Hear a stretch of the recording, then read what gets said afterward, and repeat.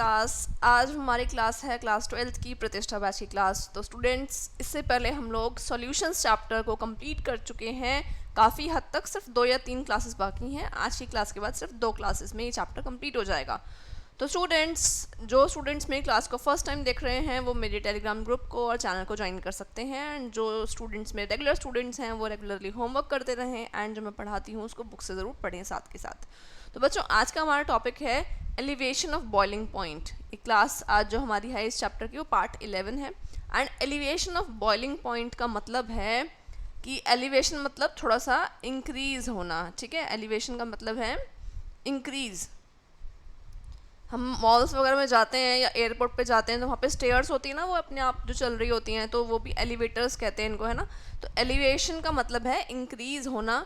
Elevation of boiling point मतलब boiling point का increase होना।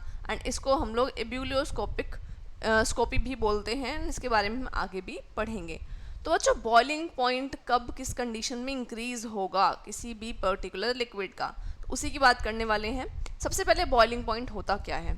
आपने छोटे क्लासेस में एक डेफिनेशन पढ़ी होगी बॉइलिंग पॉइंट की, मतलब before 11th class. 11th class is not a छोटी क्लास, ठीक है। तो बॉइलिंग पॉइंट की एक डेफिनेशन आपने पढ़ी होगी, क्या? The temperature at which a liquid boils. ठीक है, ऐसा टेम्परेचर जिस पे लिक्विड बॉयल हो जाए मैम, वो बॉइलिंग पॉइंट होता है। आई एग्री, वो बॉइलिंग पॉइंट होता है। बट बच्चे, according to your 11th class आपने वहाँ पे स्टेट्स ऑफ मैटर चैप्टर पढ़ा था, वहाँ पे भी आपने थोड़ी सी एडवांस डेफिनेशन पढ़ी थी। वो डेफिनेशन क्या है उसकी बात करते हैं।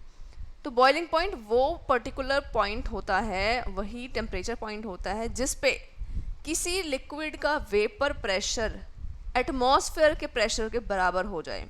मतलब ये थोड़ा समझने वाली बात है। देखो, अगर कोई लिक्विड है, यहाँ पे लिक्विड में पार्टिकल्स हैं, वेपर्स वो फॉर्म करते हैं, धीरे धीरे उड़ रहे हैं। तो अगर किसी लिक्विड के पार्टिकल्स का जो वेपर प्रेशर है, वो वेपर प्रेशर एटमॉस्फेयर के प्रेशर, हवा में क्या है? एटमॉस्फेरिक प्रेशर, ठीक है। और यहाँ पे जो हमारा ये लिक्विड है, इसकी प्रॉपर्टी क्या है? इसकी प्रॉपर्टी है इसका खुद का वेपर प्रेशर। अगर ये दोनों पॉइंट जो है वो बराबर हो जाते हैं, दोनों ही क्या हो जाते हैं? इक्वल हो जाते हैं, तो बच्चे उस पॉइंट पे हम कह सकते हैं कि लिक्विड के पार्टिकल्स अपनी बाउंड्री को भूल जाएंगे, अपनी बाउंड्री को छोड़ करके कहाँ चले जाएंगे? वो अपनी बाउंड्री को छोड़ करके एटमॉस्फेयर में चले जाएंगे। तो ये डेफिनेशन जो है वो बॉइलिंग पॉइंट की डेफिनेशन होती है। इसका मतलब क्या हुआ? जब किसी पार्टिकल ने लिक्विड मीडियम छोड़ दिया, वो एयर में चला गया, तो भैया वो बॉयल हो गया ना, बॉयल हो गया, उसको मान लिया जाता है। तो बॉइलिंग पॉइंट क्या हुआ इस हिसाब से? Boiling point it is that temperature at विच, बहुत सिंपल सी बात है, eight which the vapor pressure of liquid becomes equal to the vapor pressure of liquid becomes equal to atmospheric pressure। किसके बराबर हो जाए? एटमॉस्फेरिक प्रेशर के बराबर हो जाए। ठीक है बच्चों, तो वेपर प्रेशर जब एटमॉस्फेरिक प्रेशर के इक्वल हो जाता है, वो टेम्परेचर बॉइलिंग पॉइंट कहलाता है। तो अब हम बात करते हैं कि बॉइलिंग पॉइंट बढ़ता किस केस में। तो बच्चे, कोई भी सॉल्वेंट है हमारे पास, वो सॉल्वेंट जो है वो प्योर है, ठीक है। जैसे हम बात कर लेते हैं वाटर की, और अगर मैं इसमें कोई सॉल्यूट ऐड कर देती हूँ, ठीक है, कोई भी सॉल्यूट ऐड कर देती हूँ, मान लीजिए मैंने इसके अंदर NaCl ऐड कर दिया है, सॉल्यूट है, नॉन वोलेटाइल सॉल्यूट है, तो क्या बन जाएगा? सॉल्यूशन बन जाएगा। तो अब जब सॉल्यूशन बन चुका है स्टूडेंट्स, तो सॉल्यूशन, अब यहाँ पे जो वाटर था वो 100 डिग्री सेल्सियस पे बॉईल हो रहा था, उसका बॉइलिंग पॉइंट था। बट जब मैंने उसके अंदर कोई सॉल्यूट ऐड कर दिया, और स्पेसिफिकली वो जो सॉल्यूट है वो नॉन वोलेटाइल है, मतलब वो उड़ता नहीं है अपने आप से, तो नॉन वोलेटाइल सॉल्यूट के ऐड करने से अब इसका बॉइलिंग पॉइंट जो है वो थोड़ा सा इंक्रीज़ हो गया है। अब ये 100 पे बॉयल नहीं होगा। भाई सिंपल सी बात है ना, आप खुद भी इमेजिन करके देखो कि अगर आपके पास में कोई लिक्विड है, प्योर है वो, उसके अंदर एक ही तरह के पार्टिकल्स हैं, उसमें अगर उसको आप बॉईल कराते हो तो वो 100 पे बॉईल हो जाएगा। जैसे हम पानी की बात कर रहे हैं सॉरी तो हम वाटर की बात कर रहे हैं, तो वो बॉईल हो जाएगा 100 डिग्री सेल्सियस पे। बट वहीं अगर हम लोग उसके अंदर नमक डाल दें, या उसमें चीनी डाल दें, या उसमें कोई और सब्सटेंस ऐड कर दें, तो उसको थोड़ा और टेम्परेचर चाहिए उन पार्टिकल्स को भी हीट करने के लिए, ताकि वो पानी जो है फिर बॉईल हो सके, उसके पार्टिकल्स इवेपोरेट हो सकें। तो कॉमन सी बात है, अगर आपने चीज़ें ऐड करी हैं तो टेम्परेचर भी नॉर्मली इंक्रीज़ होगा ही होगा।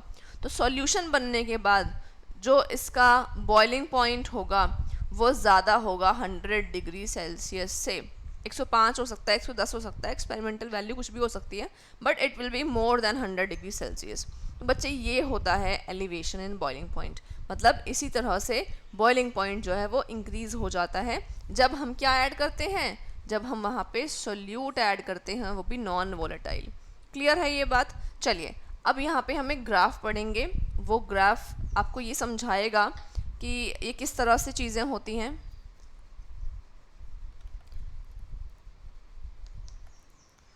ठीक है, तो हम यहाँ पे ग्राफ पढ़ते हैं। ग्राफ में हमें दो चीज़ें लेनी है, एक तो टेम्परेचर लेना है और एक हमें वेपर प्रेशर लेना है।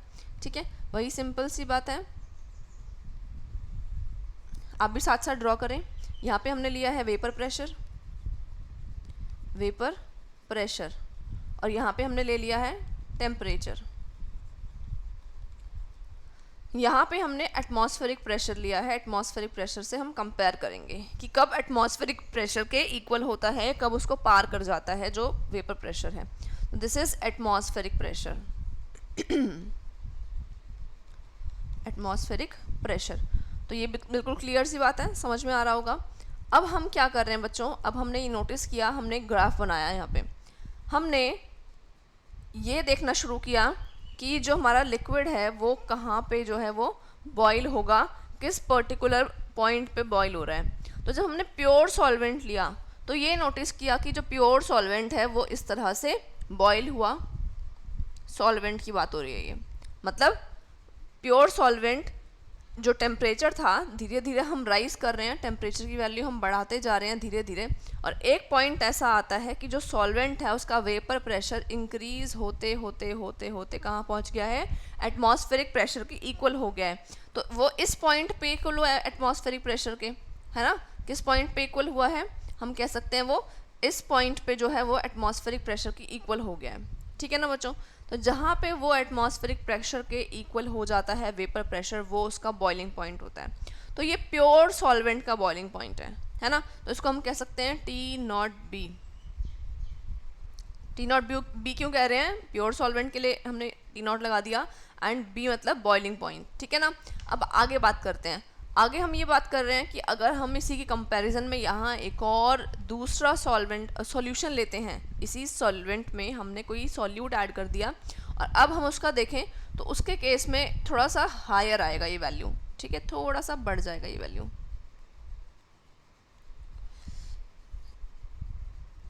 थोड़ा सा वैल्यू ज़्यादा हो गया है।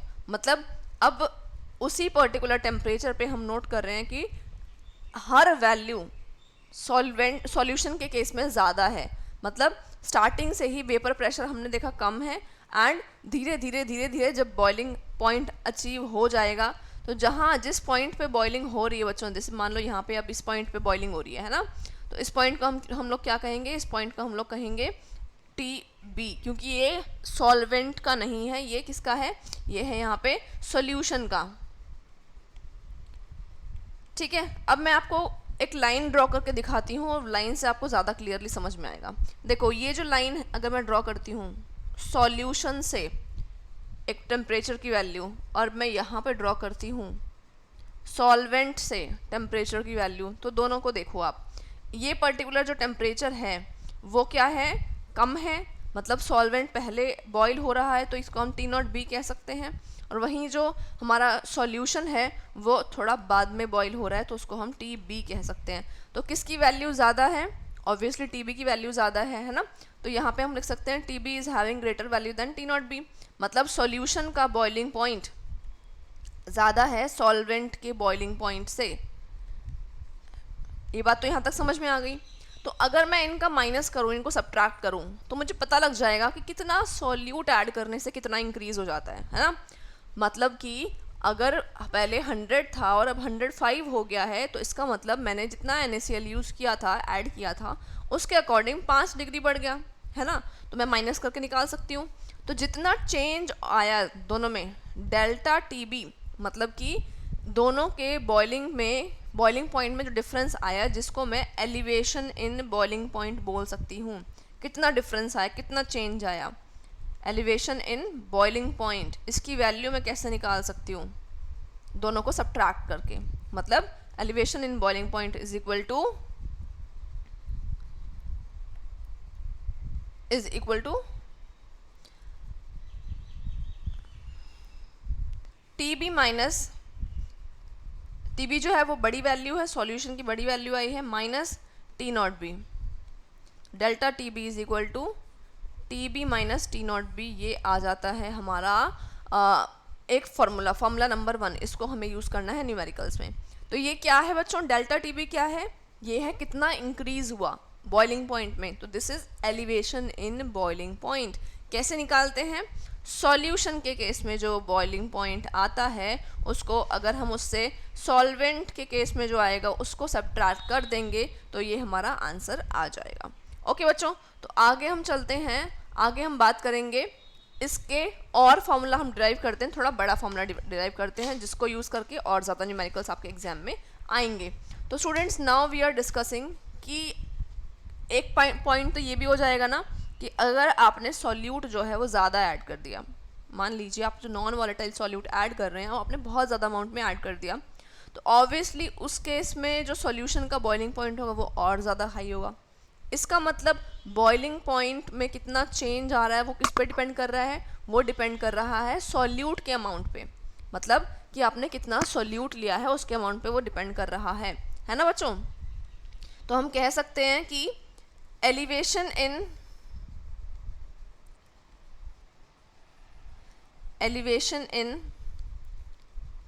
boiling point depends on amount of solute added। ठीक है, कितना सॉल्यूट आपने ऐड किया है उस पर डिपेंड करता है, उस पर अच्छे से डिपेंड कर रहा है। ये बहुत इंपॉर्टेंट सी बात है।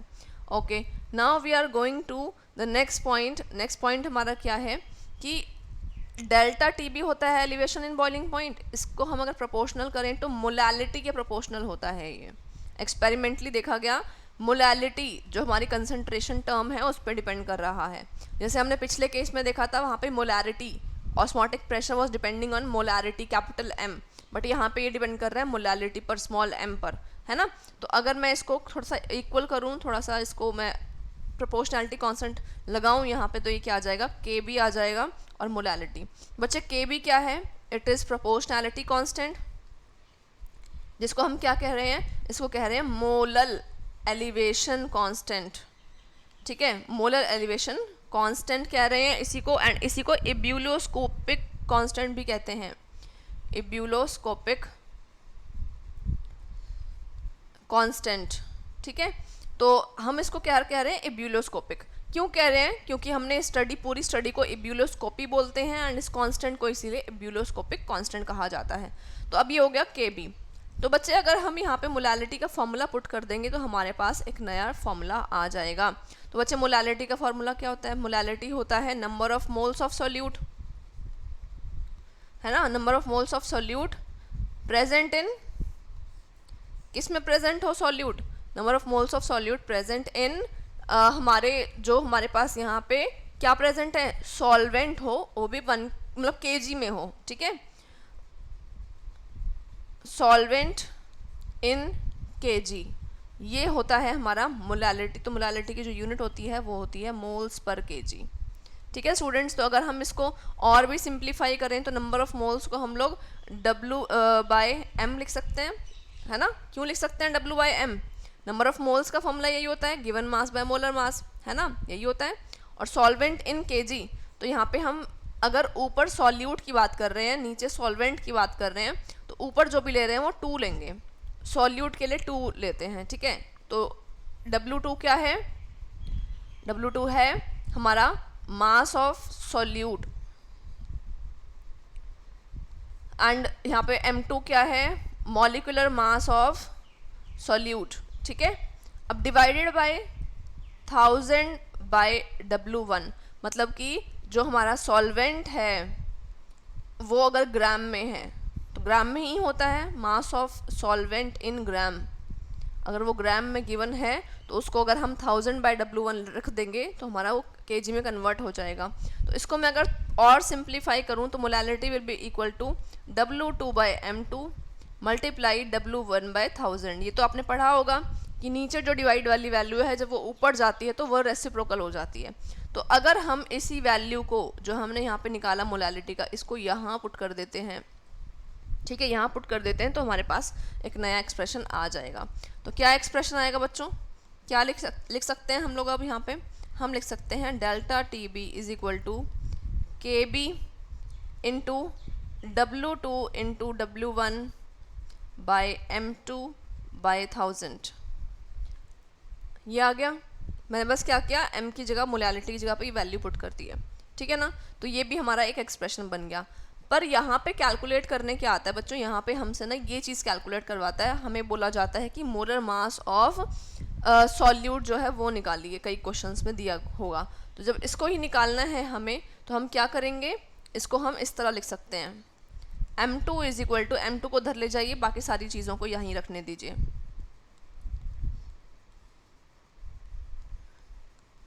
डेल्टा टी बी, तो ये हो गया है हमारा फॉर्मूला, ठीक है। तो ये क्वेश्चन नंबर 2, इसको हमें यूज़ करके न्यूमेरिकल्स करने पड़ेंगे जिसमें कि हम मॉलिक्यूलर मास जो है वो निकालेंगे, ठीक है बच्चों।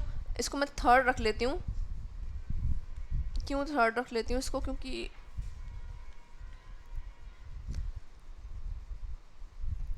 ये जो आगे यहाँ पे मैंने इक्वेशन ये वाली निकाली है ना, इसको हम इक्वेशन नंबर 2 कर लेते हैं, ठीक है। तो यहाँ पे मैंने आपको 3 इक्वेशंस करा दी हैं बेसिकली। एक तो कराई है मैंने आपको ये वाली जिसमें मैंने लिखवाया है delta T B is equal to T B minus T naught B.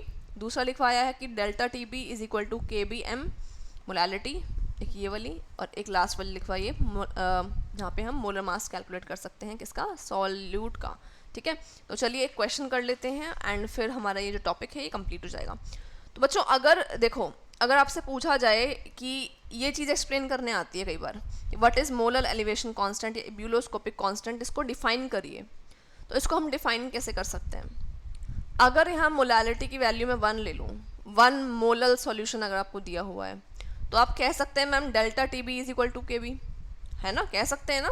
तो इसकी डेफिनेशन फिर कैसे लिखेंगे हम लोग, तो देखो यहाँ पे हम इसकी डेफिनेशन कैसे लिखेंगे। अगर delta T B is equal to K B into M है और जिसमें if m is equal to 1 हो जाए, ठीक है, ये हमारा नेक्स्ट टॉपिक है। थोड़ा डेफिनेशन लिखवा रही हूँ मैं आपको, कई बार आती है एग्जाम में, डिफाइन एब्यूलोस्कोपिक कांस्टेंट या डिफाइन मोलर एलिवेशन कांस्टेंट।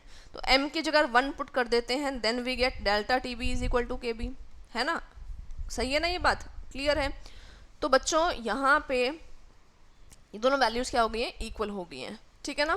तो होता क्या है अब कि अब इस केस में हम लोग क्या करेंगे, इसको हम डेफिनेशन की फॉर्म में लिख लेते हैं। हम इसको लिख लेते हैं, इट इज़ द, किसकी बात कर रहे हैं हम लोग, बात कर रहे हैं बेसिकली मोलर एलिवेशन कांस्टेंट की ना। तो molar elevation constant, molar elevation constant is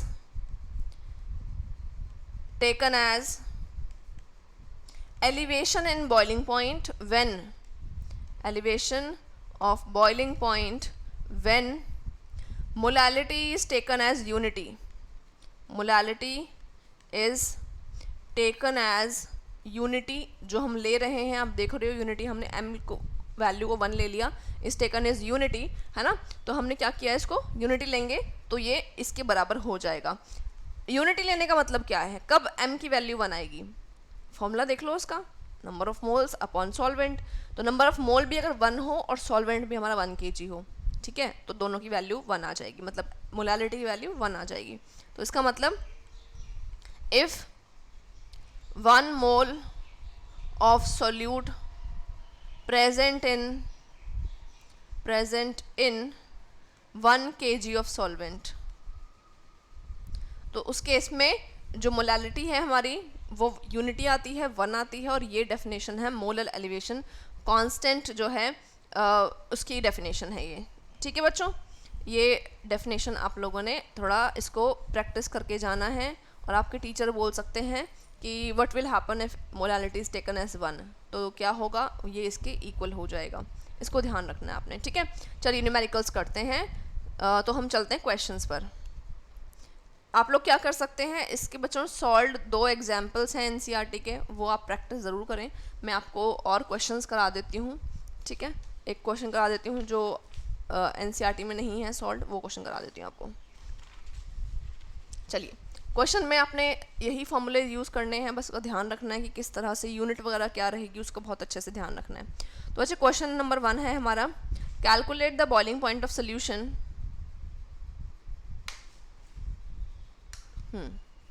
calculate the boiling point of solution. Solution का बॉइलिंग पॉइंट कैलकुलेट करना है किस कंडीशन में, कंटेनिंग 0.456 ग्राम ऑफ कैम्फर, जिसका मॉलिक्यूलर मास है वो गिवन है आपको 152। तो सॉल्व भी नहीं करना, मॉलिक्यूलर मास गिवन है, ठीक है। कुछ डिफिकल्ट, जैसे आपको कैम्फर का फॉर्मूला याद नहीं होगा तो इसलिए इन्होंने दे दिया है, बट कई केसेस में आपको खुद भी निकालना पड़ सकता है, तो be prepared for that. Atomic masses learn करके जाएं, ठीक है। एंड आगे है, it is dissolved in 31.4 gram of acetone. Acetone हमारे पास क्या है, यहाँ पे सॉल्वेंट है हमारा, जिसके अंदर डिसॉल्व किया हुआ है। एंड इसका प्योर कंडीशन में इसका बॉइलिंग पॉइंट होता है बच्चों, वो है 56.30 डिग्री सेल्सियस। तो इन्होंने बोला है कि जो एसीटोन है अकेले अगर वो उसको देखा जाए तो उसका बॉइलिंग पॉइंट इतना होता है। तो अब पूछा जा रहा है कि if the molar elevation constant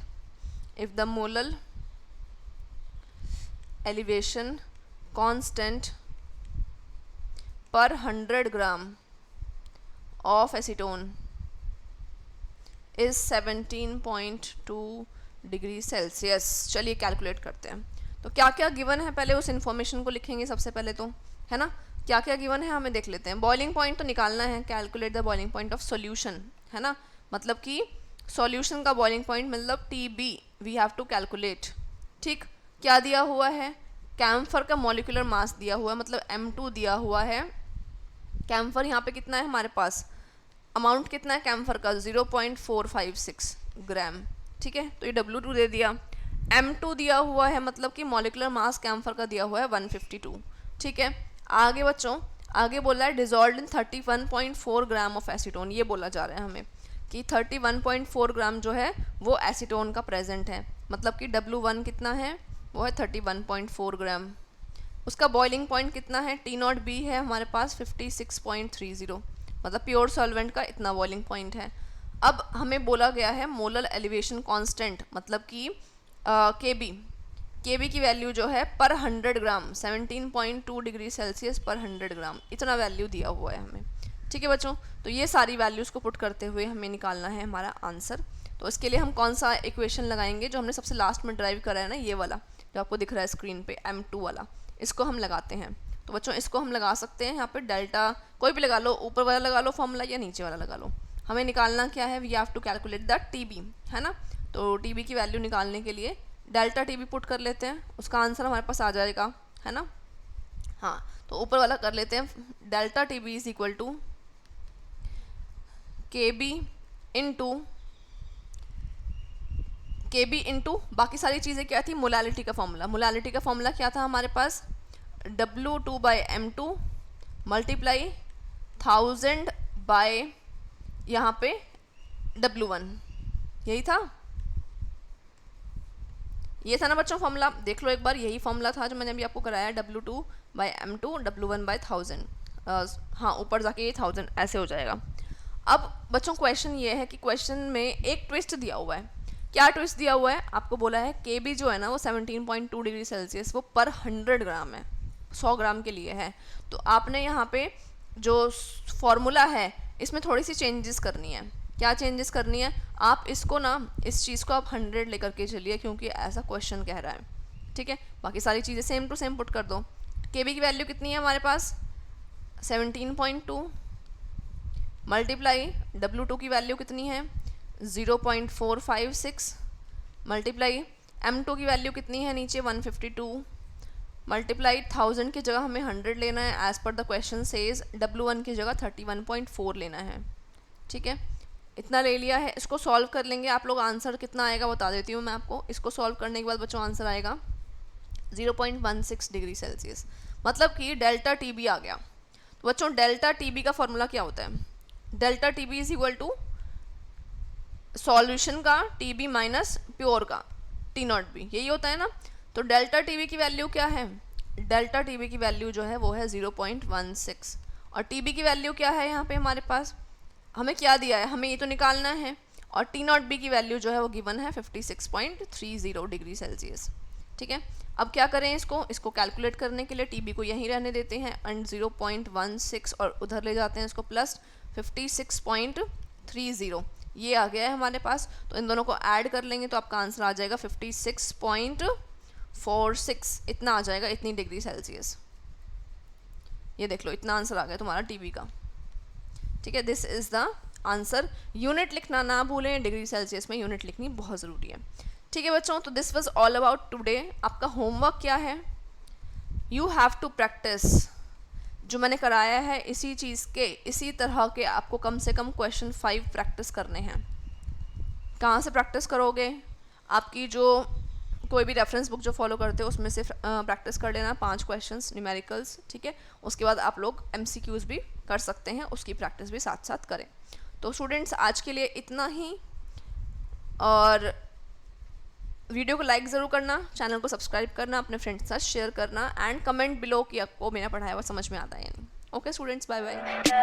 Tell me pretty lies, look me in the face, tell me that you love me, even if it's fake.